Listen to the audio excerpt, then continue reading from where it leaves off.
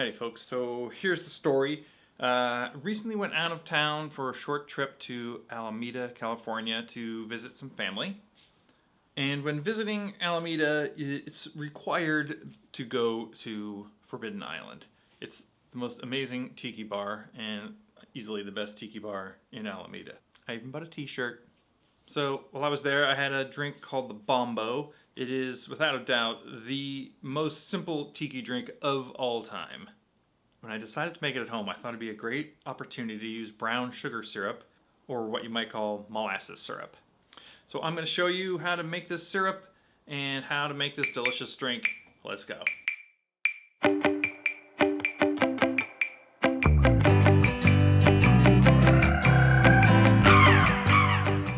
I'm not kidding when I say the Bombo is an extremely simple drink. It's just rum, simple syrup, and nutmeg grated on top.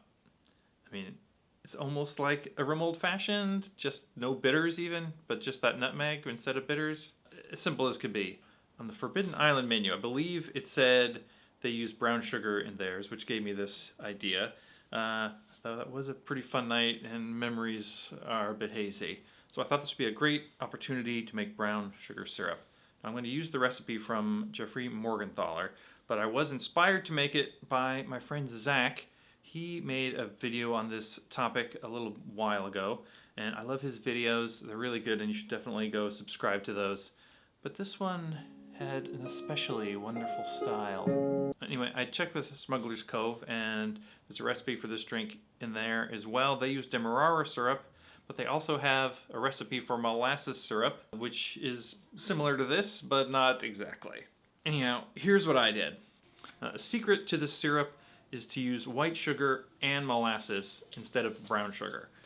Brown sugar is just white sugar with the molasses added back in, but you don't get to choose how much molasses to how much sugar.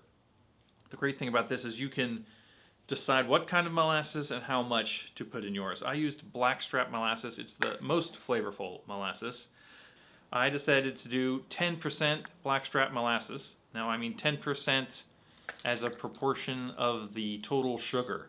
So if I'm shooting for 300 grams of sugar, I'm going to use 30 grams of molasses. The rest of that will be white sugar, 270 grams of sugar. If you wanted it to be less molassesy, you could use a different molasses, or you could say do 20 grams of molasses and then you would do 280 grams of sugar. To that you'll add 150 grams of water. We'll throw it on the stove just to heat it up enough to dissolve. You don't need to boil it or anything. Stir it up, let it cool, put it in a bottle, and you've got a nice 2-to-1 syrup that should last a good long time.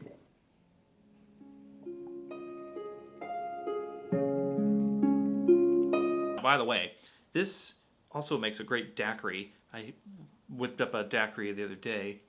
I made this daiquiri with this Denizen 3-year that I just picked up, which I'm really enjoying. It's a blend of Trinidad rum and a Jamaican rum, like high ester pot still rum. So it's got a little bit of a funk, but it's mostly calm still. It makes a great drink.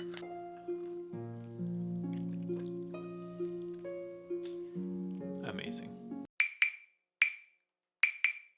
When a drink like this that's so simple, you'll definitely want to pay a lot of attention to the rum that's going in it.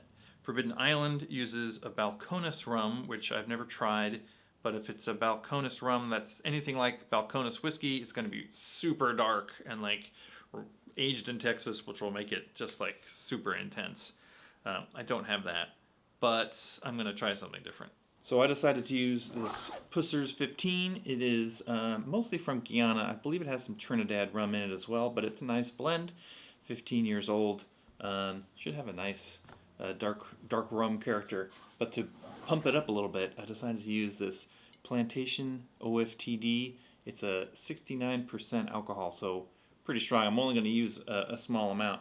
But it is also from Guyana and Jamaica, and Barbados, so it's another blend, but also very dark, very rich, and this should make an excellent drink. To the montage.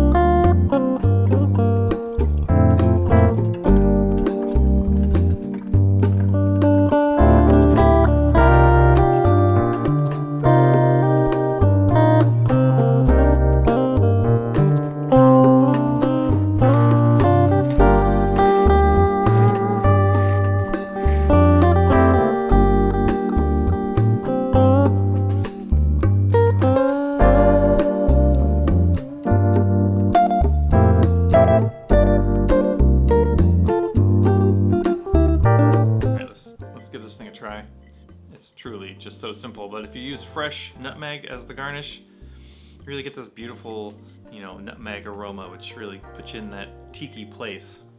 Let's give it a sip.